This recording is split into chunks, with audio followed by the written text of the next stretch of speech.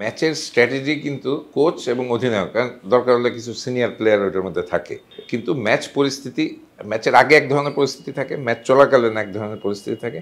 সেইগুলির ক্ষেত্রে কিন্তু কোচ কিন্তু বা টিম ম্যানেজমেন্ট কিন্তু ক্যাপ্টেনেরকে নির্দেশ পাঠিয়ে বা পরামর্শ পাঠিয়ে এটা নির্ধারণ করা।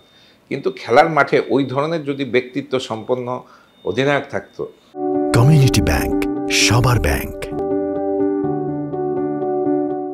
যে ইমরান খানের মতো ব্যক্তিত্ব সম্পন্ন বা ক্লাইভ লয়েডের মতো ব্যক্তিত্ব সম্পন্ন বা ইভেন সৌরভ গাঙ্গুলির মতো ব্যক্তিত্ব সম্পন্ন, তারা কিন্তু ম্যাচ পরিস্থিতি দেখে সিদ্ধান্তটা নিয়ে থাকে।